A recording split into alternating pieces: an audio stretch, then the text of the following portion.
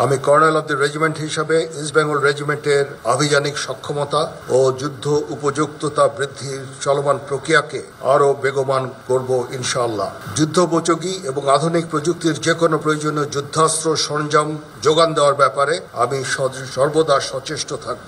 ইতিমধ্যে আমরা indigenous defence industry তৈরির কার্যক্রম শুরু করেছি, যা আমাদের সক্ষমতাকে অনেকাংশে বৃদ্ধি করবে। একটি সুন্দর জীবনমান আমাদের সকলের কাম্য। ঐতিহ্যবাহী ইস্ট বেঙ্গল রেজিমেন্ট বাংলাদেশ সেনাবাহিনীর প্রথম রেজিমেন্ট। এই রেজিমেন্টের গঠনের পেছনে রয়েছে এক গৌরবময় ইতিহাস। 1971 মহান মুক্তিযুদ্ধ শুরু হওয়ার পূর্ব পর্যন্ত এই রেজিমেন্টের 8টি ব্যাটালিয়ন নিয়ে গঠিত হয়েছিল।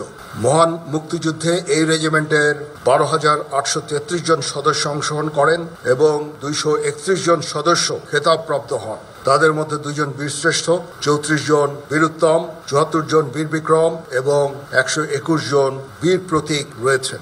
এছাড়াও এই রেজিমেন্টের 924 জন সদস্য মহান মুক্তিযুদ্ধে নিজেদের আত্ম উৎসর্গ করেছেন।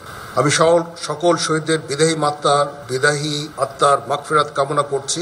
পদাতিক বাহিনীর সবচেয়ে পুরানো এবং ঐতিহ্যবাহী ইস্ট বেঙ্গল রেজিমেন্টের কর্নেল অব দ্য রেজিমেন্ট হিসাবে দায়িত্ব নিতে পেরে আমি অত্যন্ত গর্বিত।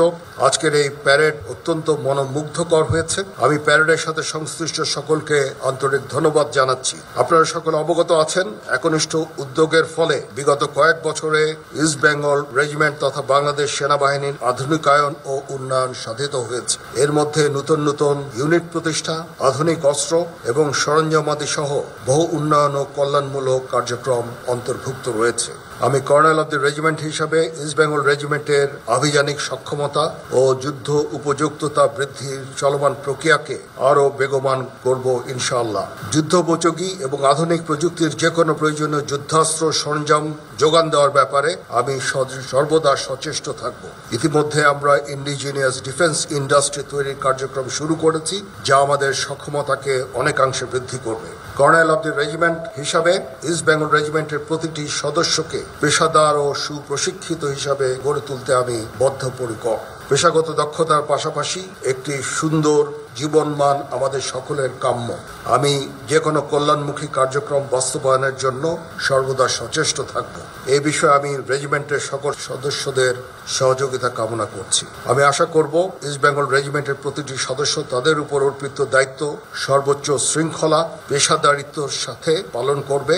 এই রেজিমেন্টের প্রতিটি সদস্য দেশের যে কোনো প্রয়োজনে স্বতঃস্ফূর্তভাবে দায়িত্ব পালন করবে, প্রয়োজনে নিজের জীবন বিসর্জন দিতে সর্বদা প্রস্তুত থাকবে।